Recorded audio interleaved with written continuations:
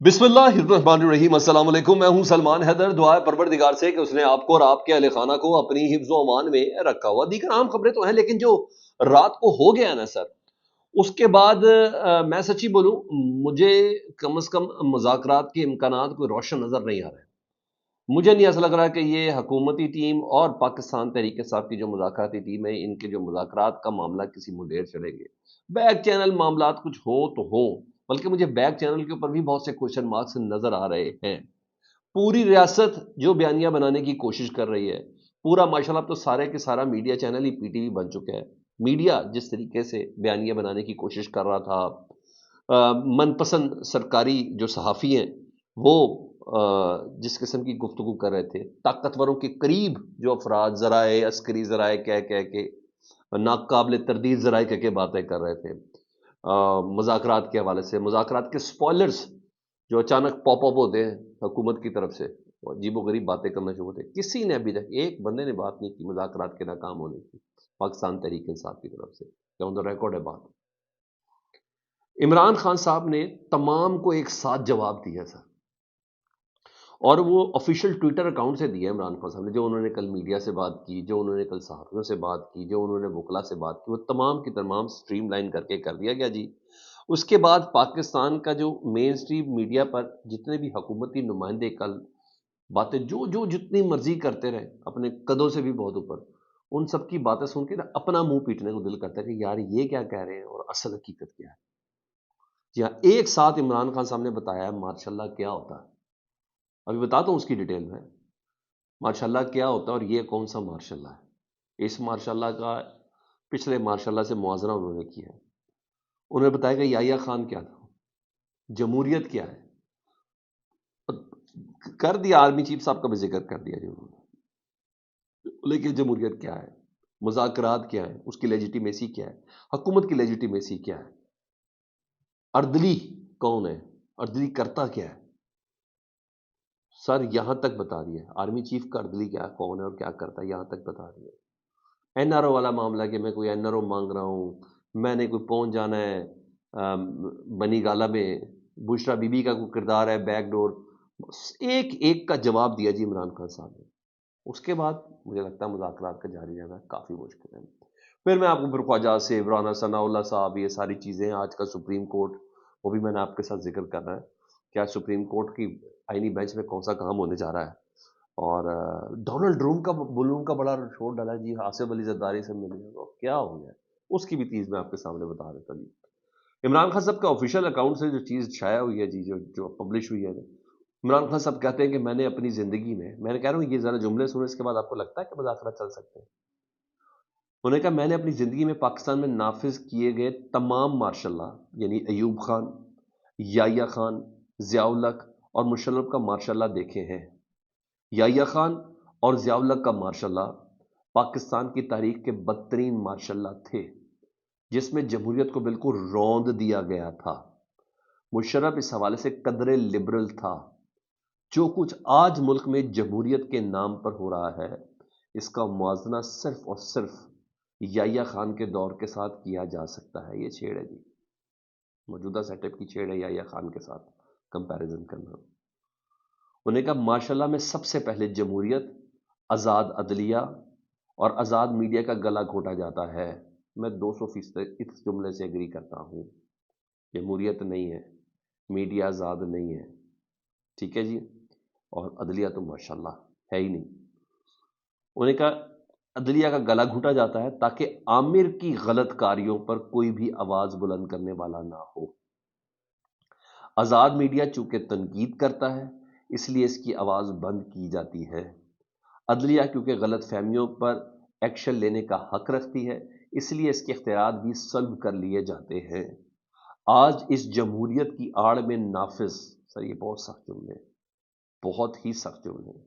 उन्होंने कहा आज इस जमहूरियत की आड़ में नाफिज, इस मार्शल्लाह में ये तमाम फस्ताई हरबे बदरजा उत्तम मौजूद हैं। ये कैसी जमहूरियत है जिसमें पाकिस्तान की सबसे मकबूल और बड़ी पार्टी के चेयरमैन का नाम तक मीडिया पर लेने पर पाबंदी है। जैसे हमूदुर रहमान कमीशन की रिपोर्ट के जरिए वाज़ेह हुआ था कि याहिया खान ने अपनी ताकत اور اقتدار کی خاطر ملک کے نظام کو تہس نہس کیا، وہی کام آج بھی کیا جا رہا ہے۔ مزید خان صاحب کیا لکھتے ہیں؟ انہوں نے کہا فارم 47 کی بوگس اور فراڈ حکومت کو بچانے کے لیے تحریک انصاف کو مسلسل کچلا جا رہا ہے اور ملک میں جمہوریت، قانون کی حکمرانی اور عدلیہ کی آزادی کا جنازہ نکال دیا گیا ہے۔ شہباز شریف صرف اور صرف جنرل عاصم منیر کی ایک کٹ پتلی اور اردلی ہیں۔ اردلی سے میں بتاتا ہوں کہ میں آفیسر ایک فیملی سے تعلق رکھتا ہوں، تو میرے والد صاحب کے بھی اردلی ہوتے تھے، تو وہ اکثر کھانا وانا لینے کے لیے آتے تھے اور ابا کی یونیفارم وغیرہ بھی وہ درست کر دیتے تھے، تو مجھے تو اردلی کا یہ پتہ ہے، اور کبھی کبھی ہمیں اسکول بھی وہ چھوڑ دیتے تھے۔ تو عمران خان صاحب نے کہا ہے کہ وہ شہباز شریف صاحب جنرل عاصم منیر صاحب کی ایک کٹ پتلی اور ایک اردلی ہے۔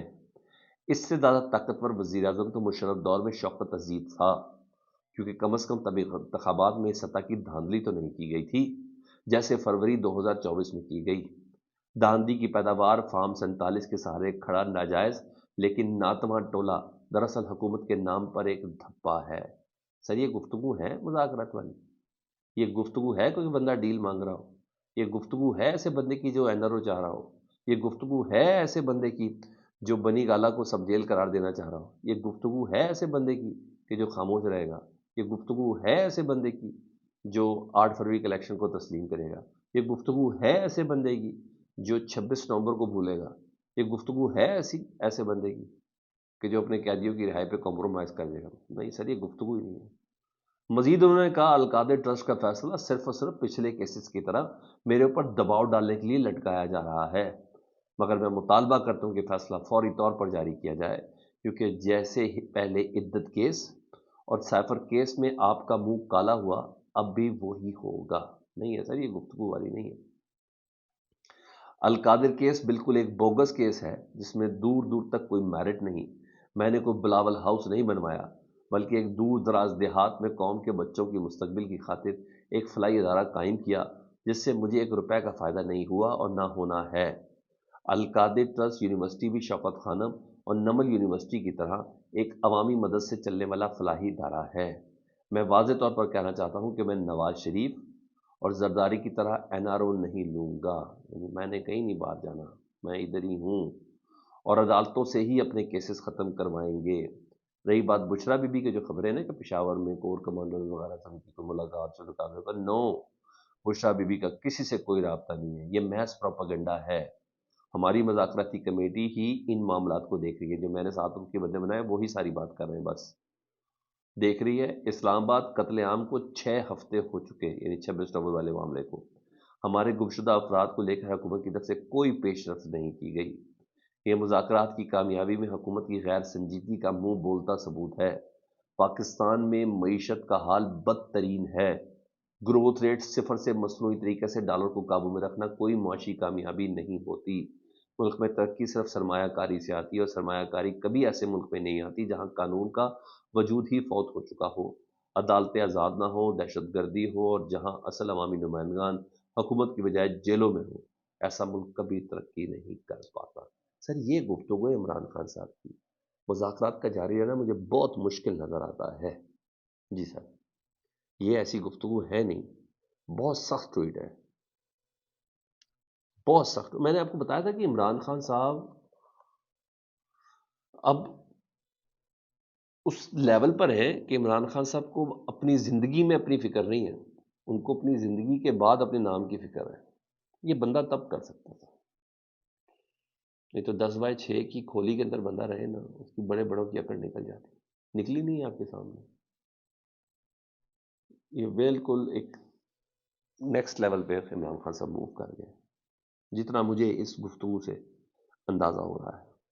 ہاں، خواجہ آصف صاحب کی گفتگو سنے، انہوں نے کہا مذاکرات کے حوالے سے وہ بالکل ڈفرینٹ گفتگو ہے، اور رانا صلی اللہ علیہ صاحب کی بالکل ہی ڈفرینٹ ہے۔ خواجہ آصف صاحب کل پروگرام میں بیٹھ کے کیا کہتے ہیں، انہوں نے کہا 20 جنوری سے پہلے مذاکرات میں کوئی مضبوط پیش رفت نہیں ہوئی، کوئی مضبوط پیش رفت نہیں ہوئی۔ مطلب ڈونلڈ ٹرمپ کے حوالے سے وہ کہہ رہے ہیں کہ صدارت کا آغاز ان کا آغاز کرنا چاہ رہے ہیں 20 جنوری تک۔ 20 جنوری سے پہلے مذاکرات میں کوئی مضبوط پیش رفت نہیں ہوگی، مطلب ڈونلڈ ٹرمپ کی یہ صدارت کا عمران خان صاحب پہ الزام لگا رہے ہیں پی ٹی آئی پر۔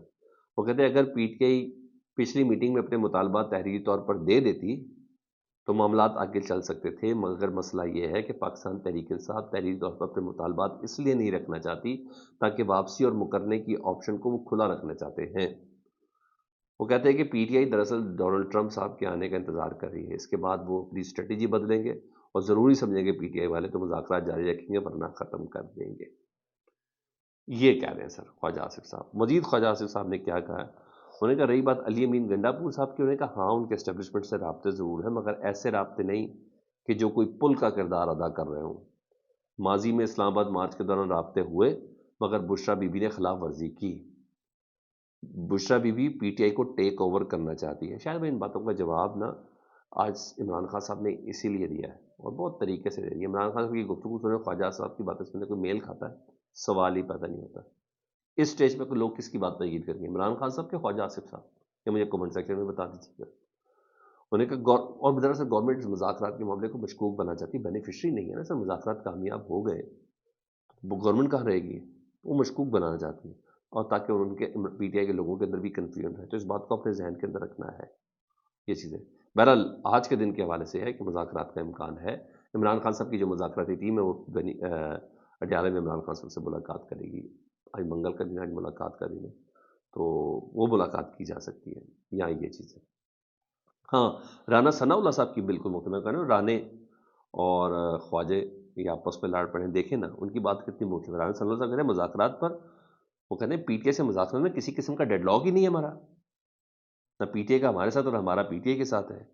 پی ٹی آئی کمیٹی نے واضح کیا کہ اگلی میٹنگ میں جو جب بھی ہوگی، 8 کو ہوگی 9 کو ہوگی، وہ اپنے مطالبات تحریری طور پر دیں گے اور ہم اس کا جواب تحریری طور پر دیں گے تاکہ سند رہے۔ خواجہ آصف صاحب ایز اے اسکالر کردار ادا کر رہے ہیں، رانا ثناء اللہ صاحب اپنی ان ملاقاتوں سے اور مذاکرات سے کوئی حل ڈھونڈنے کی کوشش کر رہے ہیں۔